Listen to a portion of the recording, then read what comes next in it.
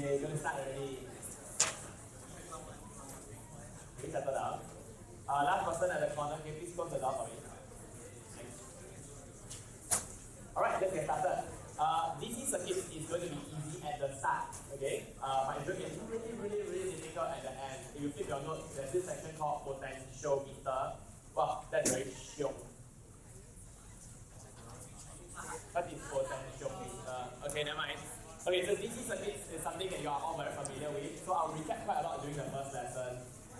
Alright, so what we'll go through is some symbols for A levels that you will use for your circuit diagrams. Talk about resistance in series and parallel, that's refresher.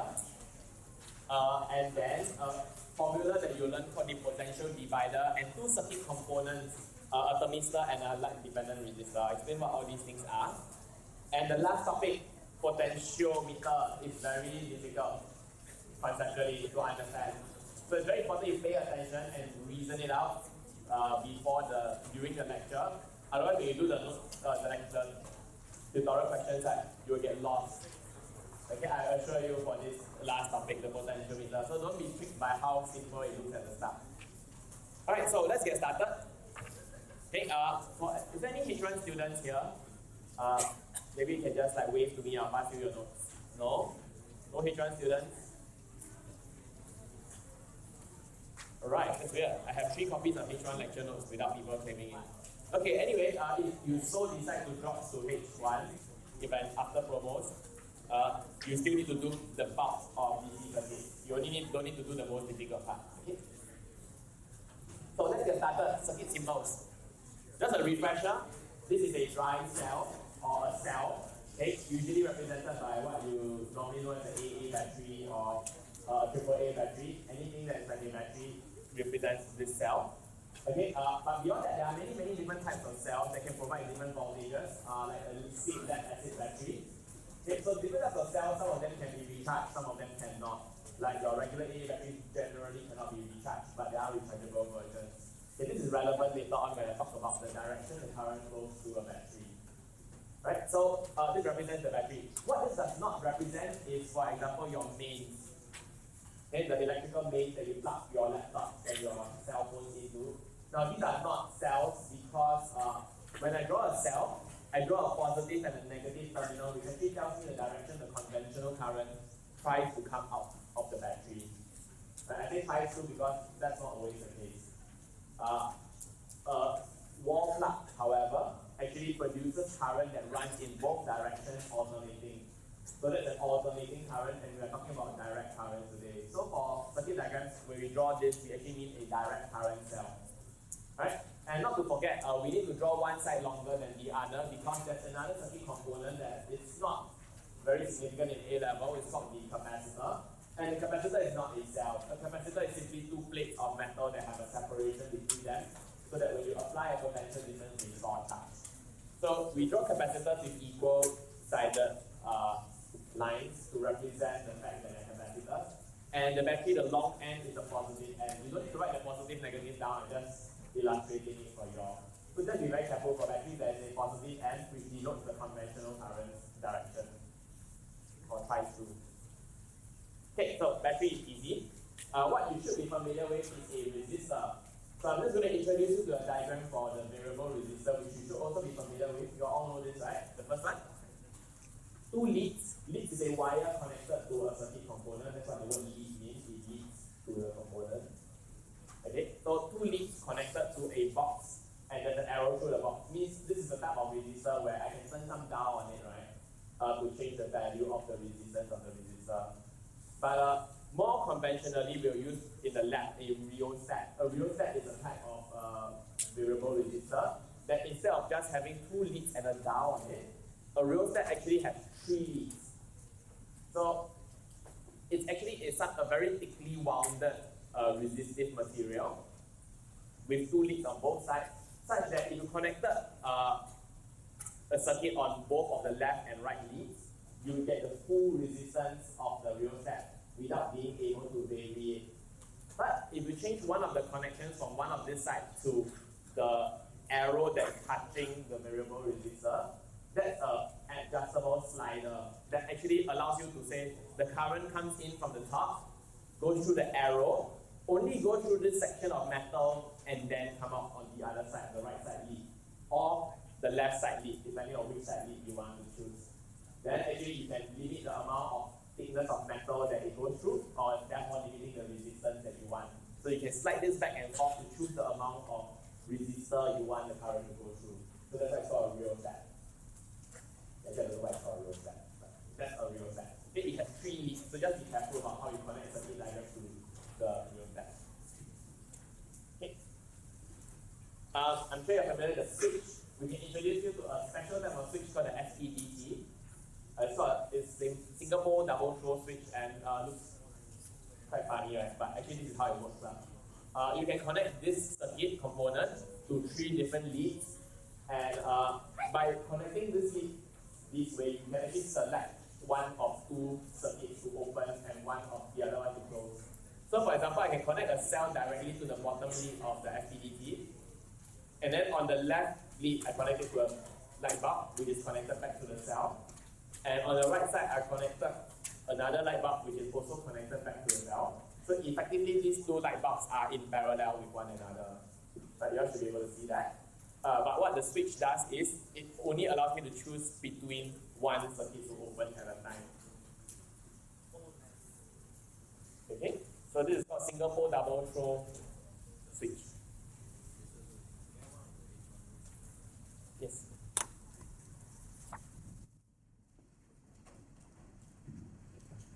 Anyone else from H1 without your notes? Can you just give me a wave? I'll pass it to you now.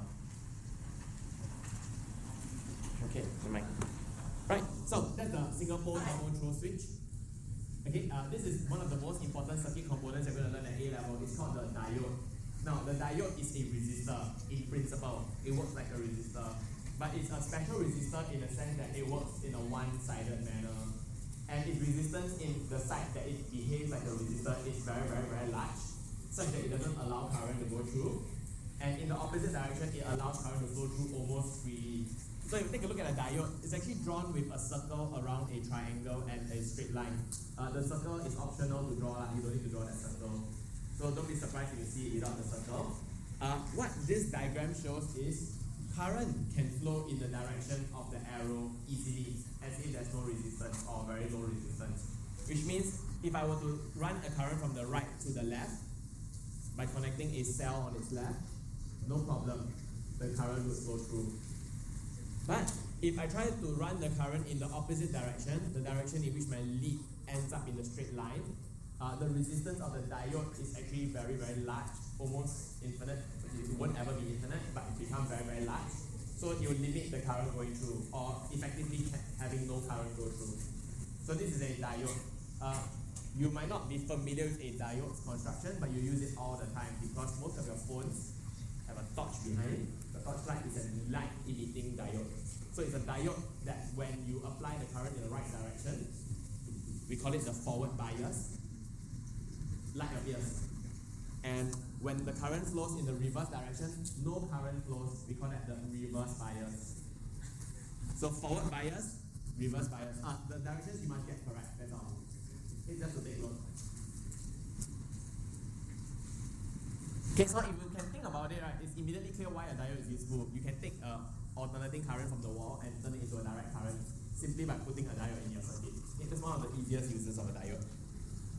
Okay, in O level, you're familiar with ammeters and voltmeters. Okay, you're going to learn the more primitive version of it called a galvanometer. Okay, nothing to do with galvatron from transformers. Okay, never mind, geology. Right, a galvanometer, right? It basically deflects. It has a needle that deflects left and right very nicely when there's a current flowing through the appropriate direction. So you can see a lead on the left and on the right. If a current flows to the right, the needle will deflect to the right. So you'll know that there's a current traveling to the right. And the galvanometer is very, very sensitive. It's able to tick quickly right, when there's a current going through. So even if the current flows through for a very short while, the galvanometer will be able to detect it. The needle will move. So you see the needle move, you know, aha, there was a current for just a short while. Very important in the concept of electromagnetism, which we'll learn in the later chapters. Okay, how we represent it in the circuit is a G. Okay, or you can draw this fine. Both are understood that it's galvanometer. So a galvanometer is like an ammeter, but it deflects left and right. An ammeter doesn't deflect left and right. you only deflect in the direction to give you the magnitude of the current. When the current is in the wrong direction for the ammeter, it will just knock itself against the edge and not deflect. Remember? In secondary school? No, I don't remember using an analog ammeter. Okay, never mind. I'm sure you'll come across one in the lab when you do your electricity experiments next year. So the gamma nominator is unique in the sense that it can both deflect left and right. Okay. What do you think this is? I know the thermistor. What type of thing do you think it is? Yeah, it's something that works with heat because it's not thermistor, right? But if you look at the shape, right, it's a square or rectangle, sorry. So it's some type of resistor again. So a thermistor is a special type of resistor that has very, very high resistance when it's very cold and has a lower resistance when it's warmer. And it's on some kind of sliding scale where the warmer it is, the less resistance it will have to the current that goes through. Okay, so it's you could say it's a heat-dependent resistor, or temperature-dependent resistor. Okay, very useful, right? You can imagine how we can apply it in situations. Put it into a building when the building gets too hot, it turns your aircon on, something like that. Right? And another type of resistor is called a LDR, a light-dependent resistor. So the name implies that it depends on whether light shines on it or not. When light shines on it, the resistance is decreased, just like the thermistor. When there's no light shining on it, its resistance is very, very high. So we will actually apply all these circuit components to make useful circuits to help our daily lives. Right? So just introduce them to you. Okay? Okay, the last circuit component that I'm going to introduce to you is the most unintuitive one. It's called the earth. Okay, I know in secondary school you learn a bit about practical electricity, so you know a plug contains a third wire, which is usually called the earthing wire. It prevents people from getting shocked or something like that, right? How does it actually work? Well, an earthing, right, in a circuit, right, is where it is 0 volts no matter what. So it is a definition point.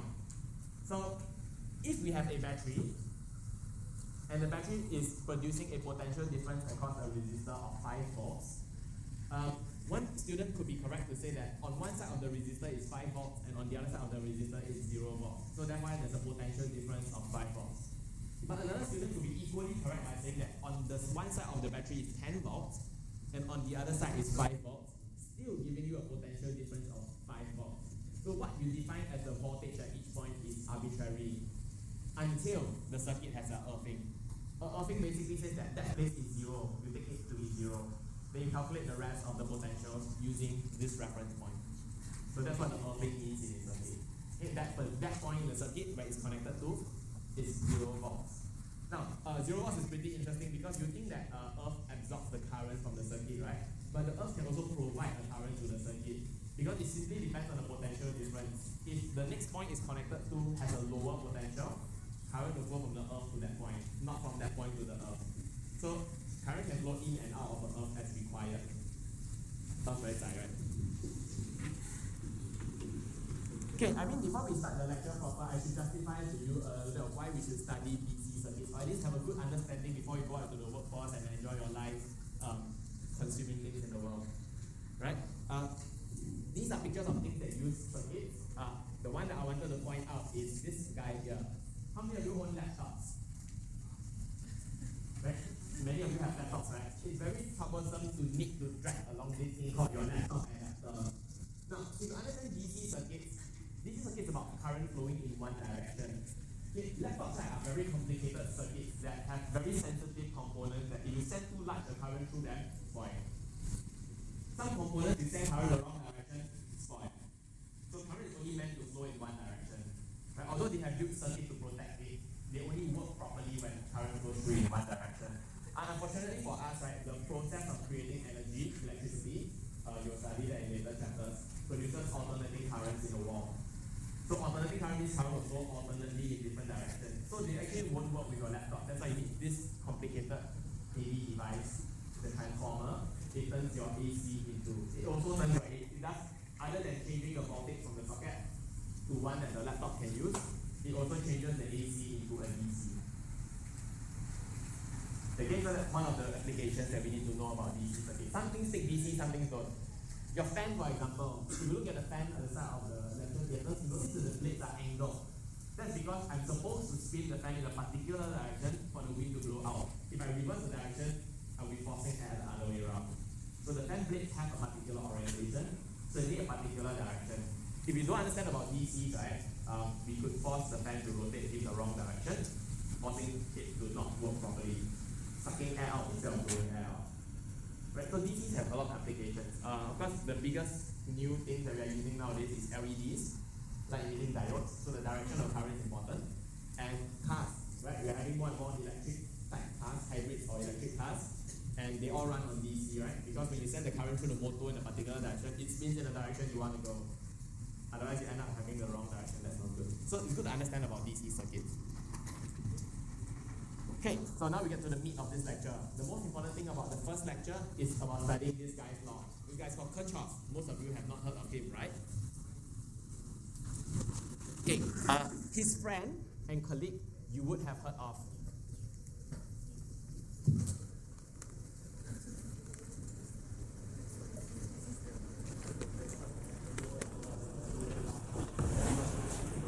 His colleague is this fella called Robert Bunsen. This means your Bunsen burner is not a Bunsen burner, it's named after a person, not because it's some kind of Bunsen. Your Bunsen burner in the chemistry lab is named after a person. And the two of them together discovered two elements that you might have watched videos of. I remember I did. In secondary school, I watched cesium being dropped into a bowl of water many times because of the explosion. It's pretty cool. Right? Cesium is very reactive. And he and Bunsen together discovered rubidium and cesium. Right? That these elements exist. And he's actually a very important physicist. He did a lot of work. One of them is about black body radiation, basically saying that hot objects emit light. The hotter the object is, the different type of light it emits. Like a piece of metal, when you heat it up, glows red, then orange, then yellow, then eventually blue and white. So that's the idea that he developed. But for electricity, he developed two laws that sounds quite common sense, like why nobody thought of them earlier. Okay, the first law he discovered is Kirchhoff's first law, or what we call current law.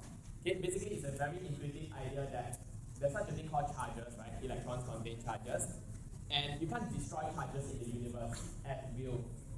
So therefore, when you have a circuit and a junction in the circuit, the amount of current, which is nothing but charges per unit time, going into the junction must be equal to the currents per unit time, basically the current, the charges per unit time, basically the current, coming out of the junction.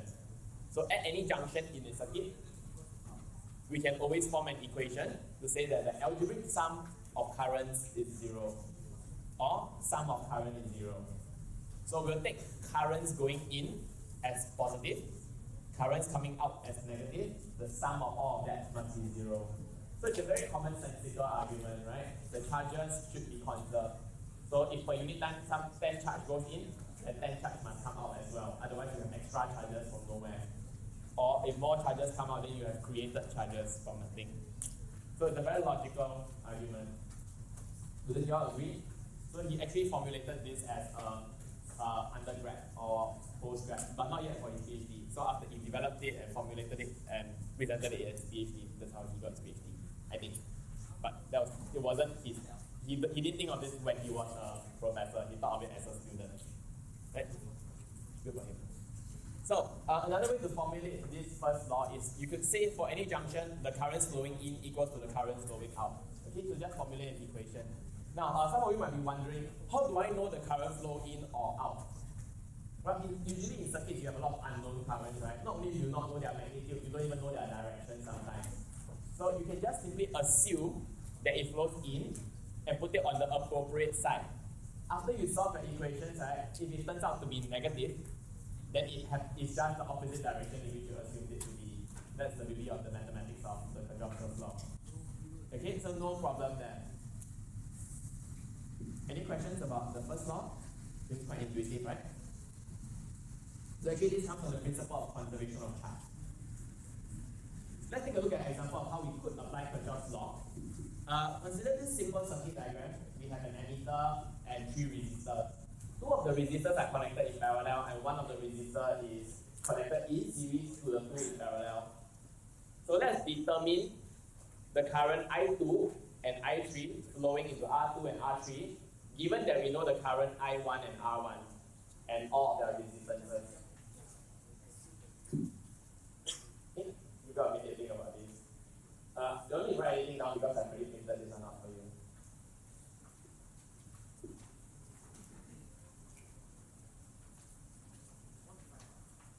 So we want to find current 2 and current 3. We know that applying Kirchhoff's first law, right, at this junction, current 1 must become current 2 and 3, or current 1 equals to current 2 plus current 3. So that's the first equation we will formulate. Kirchhoff's first law, I1 equals to I2 plus I3. And we also know that the two resistors connected in parallel, right, their potential differences across them must be the same. We don't know what it is, but we can formulate an equation using IR, because V equals to IR.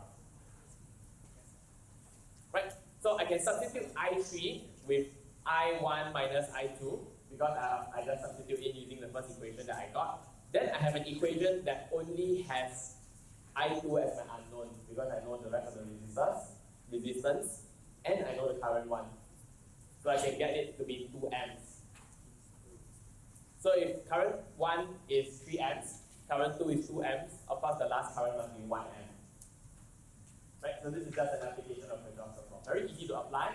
You apply it to junctions when you have currents splitting or joining together. So you simply just apply it.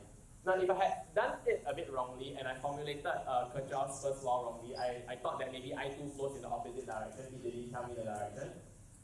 Then I would have put I2 on this side. And then when I solve it, I2 would just have a negative value, which means that actually I2 was flowing in the opposite direction, which I assumed is.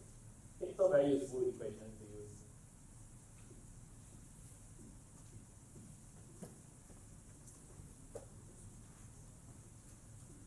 Right, that's the first example.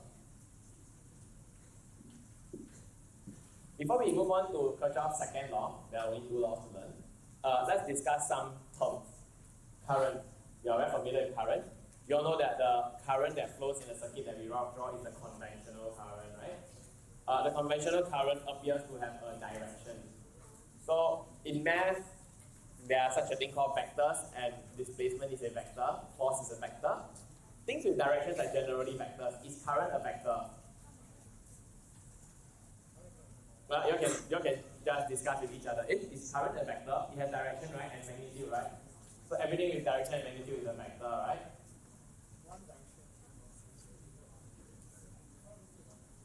It's not? Why would you think it's not? So every time we make a statement, right, we should be able to justify ourselves. This is one of the marks of a good critical thinker, right? So we need to have a criteria for vectors.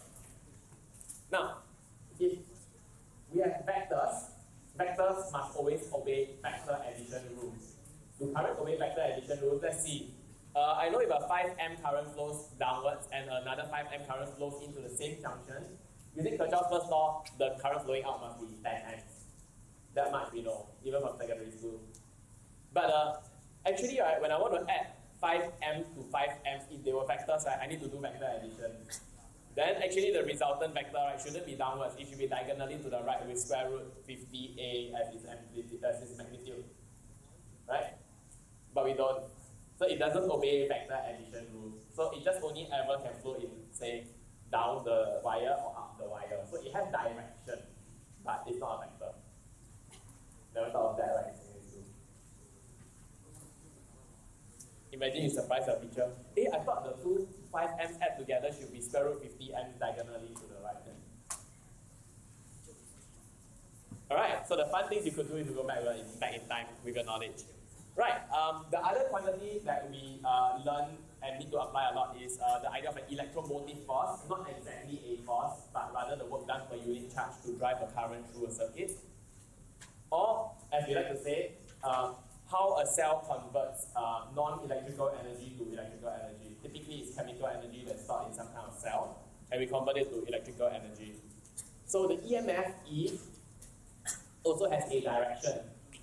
Okay, it doesn't flow along the wire like the current does, but when we have a battery or a cell, the long end gives us the direction of the EMF the cell provides. Okay, and that is also not a vector because you can put two cells together at they are right angles to one another, and they don't give you the diagonal again, just like they don't obey vector addition. Okay, here's the important part. Okay, for cells, right, when I know a current flows through the cell in the right direction, so-called right direction, okay, we say that electrical energy is being produced by the cell, which is then consumed by the resistor to turn into heat energy, for example, or maybe consumed by your fan to turn into kinetic energy, something like that. Right? This says the cell is actually doing work as a battery, converting non-electrical to electrical energy. However, right, it's possible, because of some arrangement of circuit components, to force the current to go in the opposite direction that the cell would naturally provide. It is possible. Okay, one way is when we are charging our batteries. So imagine you have an AA cell, but it's one of those rechargeable ones. So to recharge it, we will force current to go through the direction that the current would naturally be producing. In that case, right, the cell will absorb energy. It will convert electrical energy into stored chemical energy, for example. So when the current flows in the wrong direction, the cell actually absorbs energy. Now the idea of energy is very important. Let's consider these two cells, E1 and E2, and they are put facing opposite sides. That means their long end faces each other. So clearly they both provide EMF, right? And there's two resistors in the circuit as well. Each resistor has resistance R1 and R2, so they must absorb electrical energy and convert it to some other forms of energy. So we could say, right, that if the current flows in this direction, I don't have to be sure, I can just say the current flows in this direction, then the power supplied by E1, which is basically the energy is converting from its chemical stored energy into electrical energy, is going to be equal to whatever energy is absorbed by cell 2, because the current is going the wrong direction, and the energy that's dissipated in R2 and R1. Okay, so I can write this equation down. I know your lecture notes actually have a small IR, right? So you can just ignore that. Okay, what I meant for that was that even the batteries have some kind of resistance inside them, so you can consider that internal resistance, something you probably heard of before. Right? So if you take a look at your notes, there's two small IRs, you could just label them the internal resistances of the batteries, or you can just center them all together. Not relevant for this part of discussion. Okay, so I considered the energy absorbed by cells and the energy dissipated by the cell that's currently going the wrong direction. Actually, what I should be saying is power, because in circuits, it's the energy per unit time that's easy to calculate. So I can use E, which is a potential difference, times the current flowing through it, which will give me VI, right? And that's power. So the power absorbed by cell 2 plus the power dissipated by the two resistors is equal to the power produced by cell 1. Or I can rearrange it to say that the difference in power produced is equal to the power dissipated. Okay, and actually we have Kirchhoff's second law already. This second line is Kirchhoff's second law. Kirchhoff's second law is basically the voltage law. It says that the sum of the EMFs is equal to the algebraic sum of the potential differences, provided you have a circular loop. So this actually obeys the principle of conservation of energy, because that's how we formulated it in the last slide, right? So consider a loop like this. Whatever energy that this produces must be equal to whatever energy that this absorbs plus whatever energy is dissipated in here and here. That's why the sum of the EMFs equal to the sum of the PDs.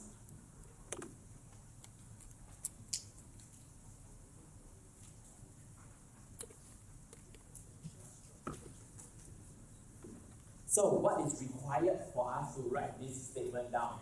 Well, number one, I need to be able to know the direction that of the current that goes through E1 and E2, because if not, I will know which one is a positive one, which means it's producing an electrical energy, and which one is a negative one, the one which is absorbing electrical energy. So in the usual case, what we will do is, for a simple case like this, I'll just assume the current travels in this direction and work it out.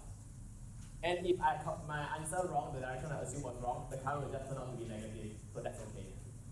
So you just need to assume one direction of current motion. So it works for loops, not junctions like Kirchhoff's first law. Right, a simple case like this will illustrate.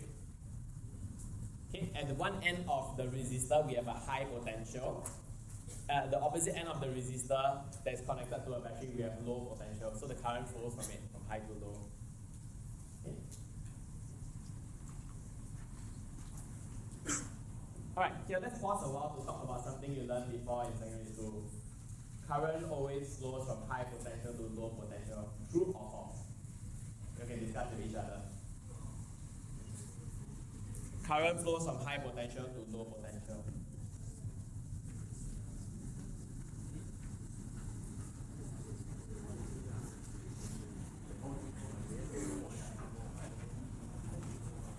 Yes?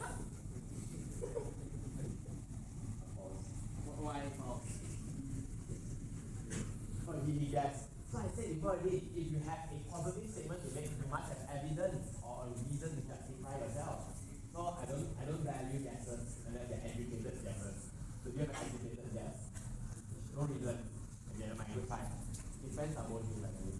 So it is true that current flows from high potential to low potential naturally.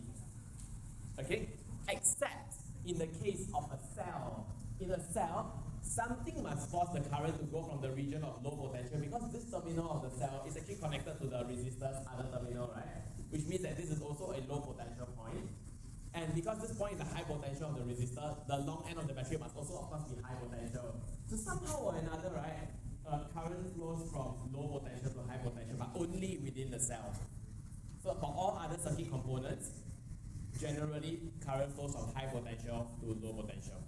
But for a cell, where the current is traveling in the right direction through it, it's actually flowing from low potential to high potential. One good analogy that I like to use for this is water is flowing down a mountain. Okay, as it flows down the mountain is like the resistor. They consume the energy that the water has. Now, the water at the bottom of a mountain doesn't naturally go up to the top of the mountain again, right? I know it does by the water cycle, but I mean, if you were to manually pump the water up, someone would have to do it, right? Like maybe get some slaves, put some water in their back, and then chemical carry it up the mountain, right? Something like that. So the battery is what provides it. There is something within the battery which pumps the electrons that have already lost their energy back to a position of higher potential. So you can imagine that the current is charge carriers, positive charge carriers that move in this circle. And then once they reach the bottom of the battery actually provides the energy. That's what talks their energy back up again. So that's an idea. Alright, so it is possible to go from low potential to high potential, but only in the special case of a battery whose current is going in the right direction. Okay, and in that kind of process, right, when we have high potential to low potential, your electrical energy is consumed. And when you have low potential to high potential, electrical energy is produced. Okay, so that's how we know whether electrical energy is consumed or being produced. Okay, by consumed, I mean converted to some other form, which is heat in a resistor, mechanical energy in a rotating fan, so on and so forth, light energy for a light bulb. Alright? So let's apply Kirchhoff's second law to solve a more complicated problem. It's not very complicated, it's quite similar to the previous case.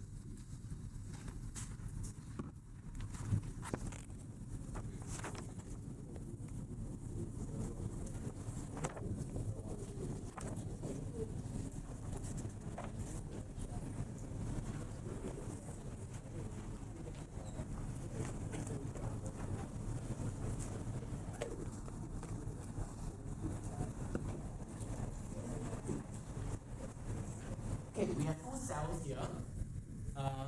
The first cell is 12 volts and the second cell is 6 volts. So the first resistor is 2.3 ohms and the second resistor is 1.4 ohms. So now I've actually given you the internal resistance of a cell. So how do you do the internal resistance of a cell? It's just as if the cell exists with a resistor connected in series to it. So actually all batteries are not perfect. They also have some kind of resistance within them. So that's why we have to consider typically their internal resistance. The question will usually tell you whether you need to consider or not. Right? If it doesn't have internal resistance, it's known as an ideal cell. If not, it's a non-ideal cell. Okay, so the example says compute the current in the circuit in magnitude and direction. So you need to know the direction in which the current flows and the PD, X and Y. So let's tackle the first part first. I know that the first cell is 12 volts and the second cell is 6 volts. So the first cell is probably going to move. So therefore, I can define my current to move in the clockwise direction, as seen from our perspective. Alright, I might be wrong. If I'm wrong, it's okay. I'll just get a negative number, which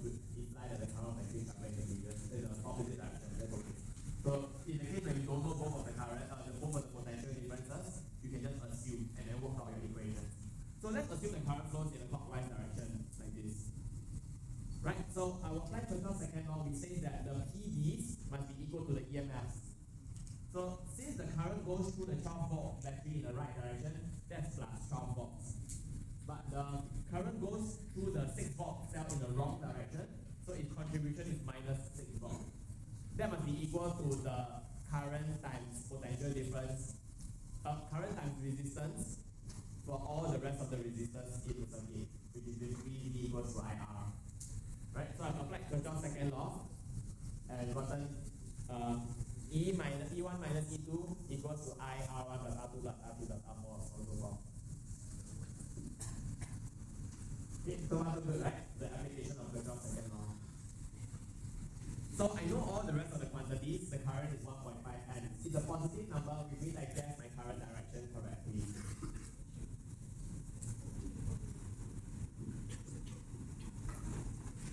Alright, so quite easy. How do we find the potential difference between position X and Y? That's much more difficult, right?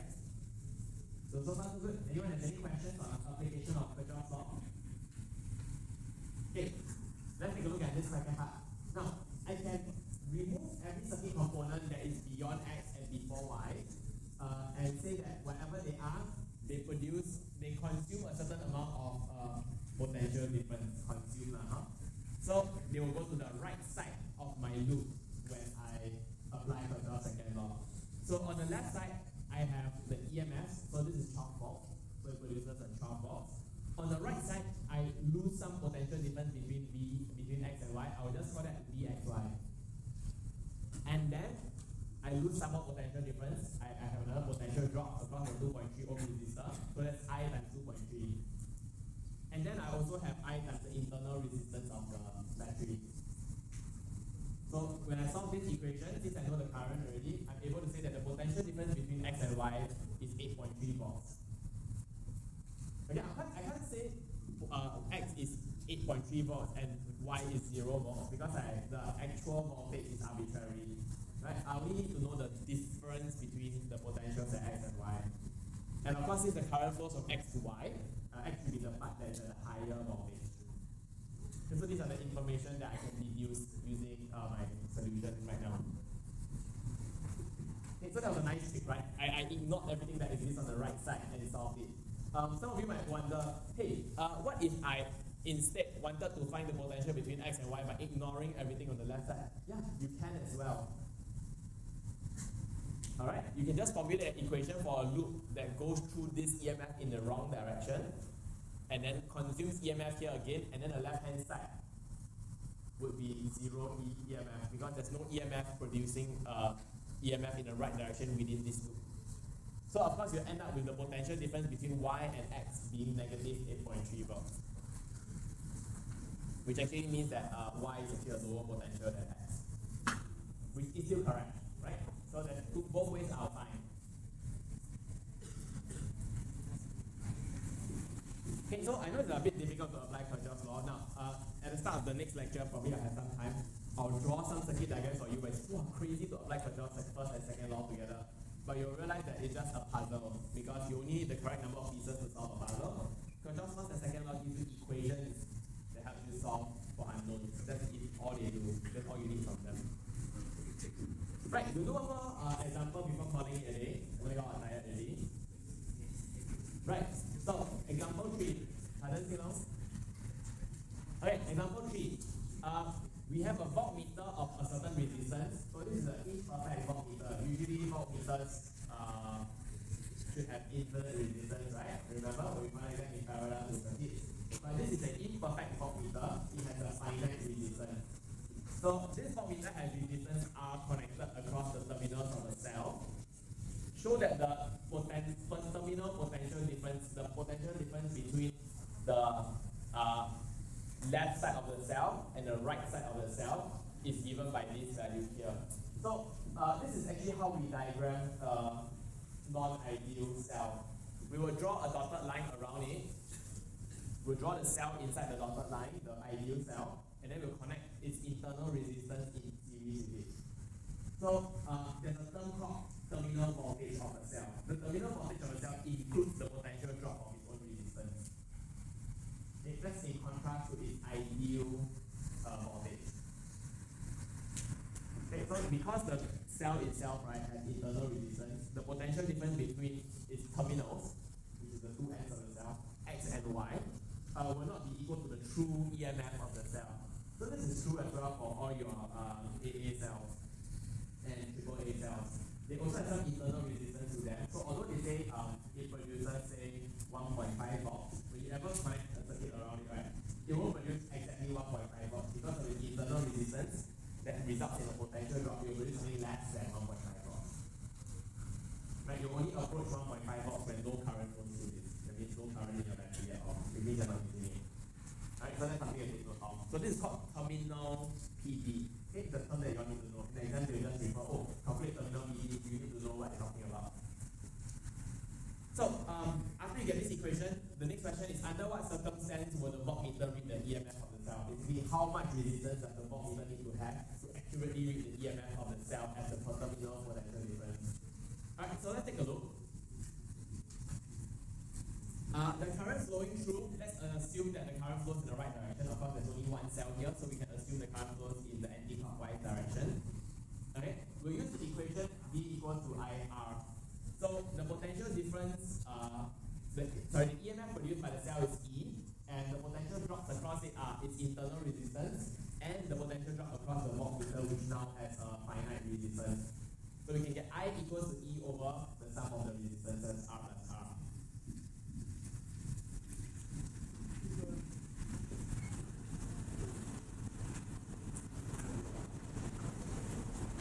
Right, if that's the case, we can apply Kirchhoff's second law, okay, to write out an equation that says that the terminal potential difference, the potential difference between X and Y, is equal to whatever I'm transversing inside this loop. So I'm going to have a loop that goes through this and then goes from Y to X. That means I'm ignoring the voltmeter. This is the same technique I used for the previous example 2, right? So whatever potential difference that V and X has, and the potential drop, plus the potential drop across the internal resistance, must be equal to the EMF of the cell. Right? So of course Vx already includes the potential drop across the voltmeter. So the potential difference Vx is going to be E minus E over R plus R times R. I'm just substituting the I in to the equation. Okay, that's quite easy. And simplifying, I get this complicated expression. Okay, but this complicated expression always has ways to be interpreted by, let's say, letting one of the values get large or small. So when we let the resistance of the voltmeter become very, very, very large, this becomes a very large number. The internal resistance divided by the external resistance becomes negligible. Then 1 plus negligible number is still 1. 1 divided by 1 is 1, which means the terminal voltage, let's say I want to measure the terminal voltage of a battery, will be equal to the actual EMF of the battery. That means there's no potential drop inside the battery due to its internal resistance. Then that's when it's correct. So what application am I talking about? I'm saying that if I connect a battery to a circuit, right, no matter how perfect my circuit is, the battery terminal will not give you 1.5 volts, which is rated for the battery.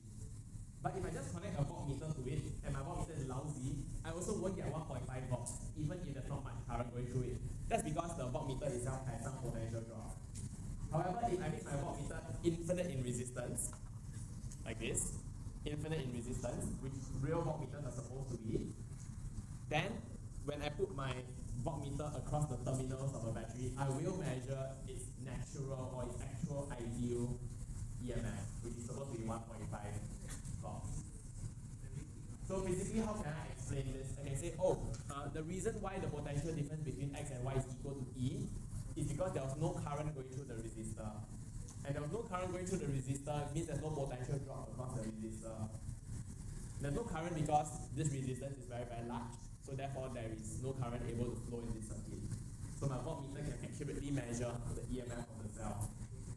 Okay, this comes out because cells have internal resistance in the first place. Alright? Okay, that's about it. All I have for you all today. Is there any questions you want me to clarify? Okay, so the next section is actually resistance in series and parallel. Please just refresh your own secondary school memory by reading through it. Alright? See you all next lesson.